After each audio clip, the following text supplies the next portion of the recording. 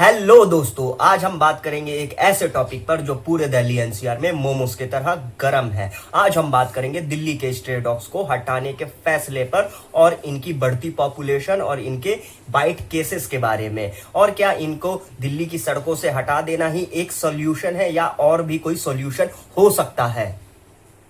दोस्तों, दिल्ली के हर गली में एक प्यारा कुत्ता तो बनता है। कभी कभी ये कुत्ता आपसे सिर्फ रोटी और बिस्किट मांगता है, और यही कुत्ता कभी कभी रात को भौंक के सबकी नींद उड़ा देता है। और कभी कभी तो इस प्यारे से कुत्ते को सिर्फ टच चाहिए। लेकिन अब बात यह है कि दिल्ली से इन स्ट्रे डॉग्स को हटाने का प्लान चल रहा है, और ये सही है या गलत, और इसका क्या सोल्यूशन हो सकता है, आज की इस वीडियो में हम बात करेंगे। तो चलो शुरू करते हैं बिना किसी डॉग बाइट के।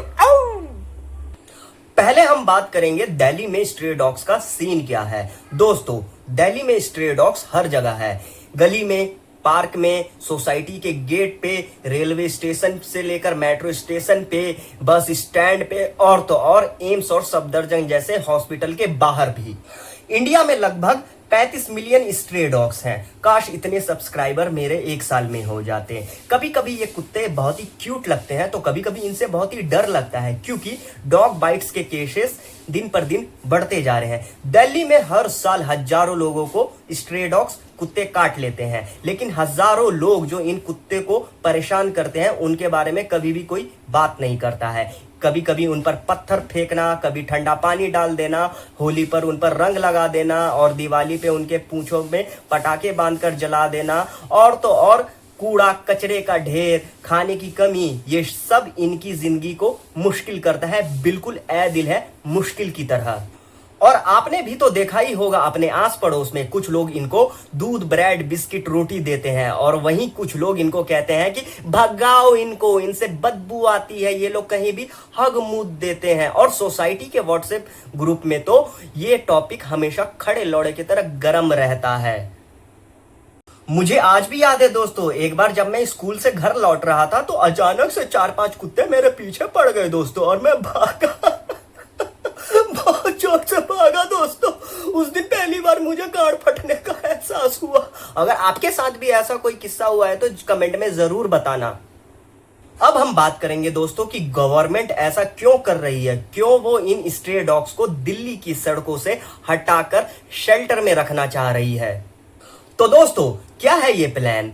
आपने तो सुना ही होगा, एक गंदी मछली पूरे तालाब को गंदा कर देती है या नहीं, ये आज तक प्रूफ नहीं हुआ। लेकिन कुछ गंदे कुत्तों की वजह से बाकी अच्छे कुत्ते भी बदनाम हो गए हैं। दिल्ली हाई कोर्ट ने कहा है कि स्ट्रे डॉग्स को स्ट्रीट से हटाकर शेल्टर में ले जाओ, क्योंकि लोग डॉग बाइट से डर रहे हैं।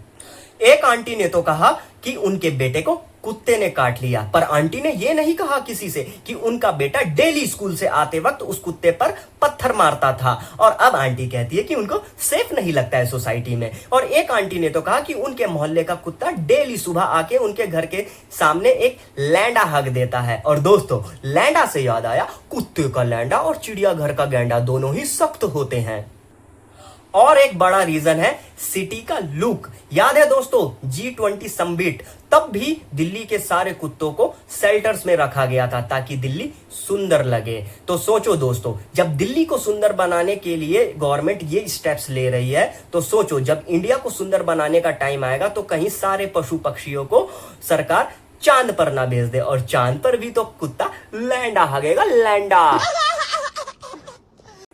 लेकिन सोचो दोस्तों, ये कुत्ते भी तो जीव हैं, इनमें भी तो जान है। इनको भी तो पूरा हक है खुली हवा में सांस लेने का। इनको भी तो पूरा हक है शर्मा जी के बाइक और कार पर जाकर सुसु करने का। जिस तरह शर्मा जी अपनी गाड़ी से उतरकर दिल्ली की सड़कों पर सुसु करते हैं और दिल्ली की खूबसूरती में 4 चांद लगाते हैं, इनका भी तो हक है कि ये अपने गली मोहल्ले के हीरो बने और दूसरे इलाके के कुत्तों को अपने इलाके की कुतियों पर ना चढ़ने दे। इन कुत्तों का भी तो हक है कि ये गली मोहल्ले के बच्चों के साथ दौड़े। इनकी आंखों में भूख और प्यार दोनों दिखता है। इनको बस रोटी और थोड़ी सी केयर दो तो ये आपके बेस्ट फ्रेंड बन जाते हैं। तो क्या इनको हटा देना ही एक सॉल्यूशन है? अब हम बात करेंगे सुप्रीम कोर्ट के फैसले के ऊपर जो उन्होंने लिया है कि स्ट्रे डॉग्स को हटाकर शेल्टर में डाल देने का, और क्या ये सही है या गलत है। देखो इसके भी दो साइड्स हैं, चलो दोनों जानते हैं। पहला है प्रो रिमूवल साइड। इनमें वो लोग आते हैं जिनको शायद कुत्तों और बाकी जानवरों से नफरत होती है, बिल्कुल उस तरह जिस तरह इंडिया में गर्लफ्रेंड के बाप को उसके बेरोजगार बॉयफ्रेंड से नफरत होती है। कई लोग कहते हैं कि ये डॉग्स खतरनाक है। एक अंकल ने कहा इनके बार्किंग से इनको नींद नहीं आती। तो अंकल, आपके ऑफिस जाने के बाद आंटी भी इतना चिल्लाती है कि कुछ बच्चे स्टडी पे फोकस नहीं कर पाते, तो आंटी को पहले शेल्टर भेजो। एक आदमी ने कहा कि बच्चे सेफ नहीं है। अरे देखा जाए तो आज के टाइम में कोई कहीं भी सेफ नहीं है। सबसे बड़ा दुश्मन तो इंसान ही इंसान का बना हुआ है, तो क्या खुद को भी शेल्टर में बंद कर ले। और ये प्रो रिमूवल वाले लोग हर हाल में चाहते हैं कि ये स्ट्रे डॉग्स शेल्टर में जाए ताकि स्ट्रीट सेफ रहे।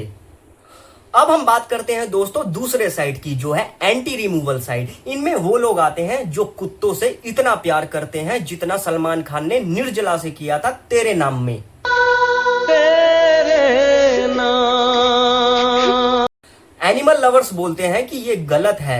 एक एक्टिविस्ट ने कहा कि डॉग्स को शेल्टर में ट्रॉमा होता है, कई बार वो बीमार पड़ जाते हैं क्योंकि शेल्टर बिल्कुल जेल की तरह होता है जहां पर उनकी फ्रीडम छीन ली जाती है और उनको बंद कर दिया जाता है जैसे कि वो कोई क्रिमिनल हो। और रीजन ये होता है क्योंकि वो मल्टीप्लाई कर रहे हैं।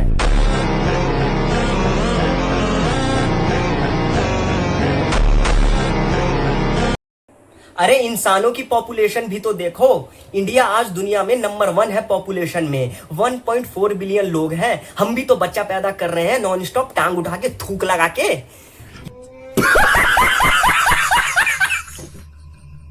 याद है वो पुराना स्लोगन, हम दो हमारे दो, 1970 से चलता आ रहा है फैमिली प्लानिंग के लिए, लेकिन इसका पालन कौन करता है। पता है आज भी अगर दिवाली के बाद हल्की सी ठंड क्या बढ़ जाती है, कपल्स डॉगी स्टाइल में आ जाते हैं।